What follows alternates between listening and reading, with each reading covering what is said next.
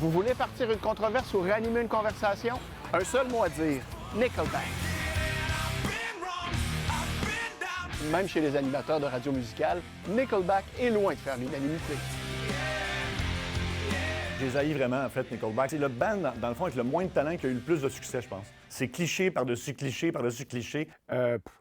Moi, je pense qu'ils ne méritent pas cette haine. Il y a du monde qui l'apprécie, la recette. Depuis sa fondation en 1995, Nickelback a été une machine à hit.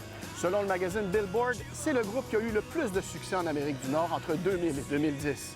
Mais pour ses détracteurs, Nickelback n'a aucun mérite créatif. Écoutez ça. Never made it as a wise man. I couldn't cut it as a poor man stealing. Just see the signs that we missed. We tried the same way. This is where I grew up. La première tune était quand même pas pire, mais après ça, ils ont fait les mêmes tunes, puis les mêmes tunes encore. Puis en fait, c'est ça, c'est que c'est tellement tout pareil que ça devient à la longue déplaisant, disons. C'est une haine que je traîne avec moi depuis quand même quelques années, là. Évidemment, il y a un peu de montage là-dedans. Tu sais, je pense que c'est devenu cool d'haïr, puis moi, j'ai jamais embarqué dans ce bateau-là. Parce que je les ai vus à plusieurs reprises, Nickelback, puis sur scène, là, sont doués. Dans le documentaire Love to Hate, Part of cancel culture before we had a le name. chanteur Chad Kroeger admet que ça finit par l'atteindre. They became the most hated band in music. We try and laugh it off. You can laugh off about 90% of it, and some of it hurts. Au-delà de la musique, qu'on aime ou non, il y a aussi l'attitude des membres du groupe qui agace ses détracteurs. Tu sais, le chanteur, ça prend vraiment au sérieux aussi. C'est tout ça qui rend ça plus drôle. Ils se prennent vraiment pour des kingpins du rock. Puis, tu sais, je veux dire, il n'y a rien dans les paroles. Ça aurait pu être écrit par un enfant en 6e année, qui n'aurait aucune différence. Ils ont un public assez large. Hein?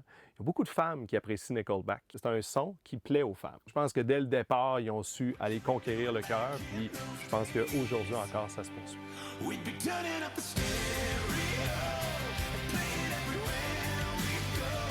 Il y a peut-être un peu de snobisme chez ceux qui regardent Nickelback de haut, mais c'est certain qu'il y a aussi une affaire de drapeau. Il faut parler du côté protectionniste qu'ont certains Américains. Un band canadien qui a autant de succès, est-ce que ça nuit au début? Peut-être. Alors, y aura-t-il beaucoup de monde sur les plaines ce soir? En passant, même le maire sera là. J'y serai à Nickelback. Je êtes un serai amateur? à la soirée jeudi soir. Vous êtes un amateur de Nickelback? Ben non, pas un grand fan, là, mais l'ouverture, je suis toujours là et je vais être là encore cette année. Sébastien, est-ce qu'il faudrait que je te paye pour aller voir Nickelback? Ben oui, j'ai un prix en tête, là. Oui, il faudrait me payer. Tu sais, c'est du bon rock d'été. Là. Ça s'écoute bien, c'est parfait. Ça va être le fun. Une grosse foule, tu penses? Je pense que oui. Oh oui.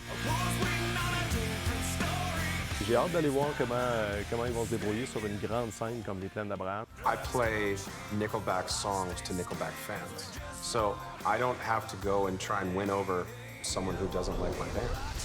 Sur les plaines d'Abraham à Québec, Mathieu Boivin pour Nouveau Info. Sing those songs that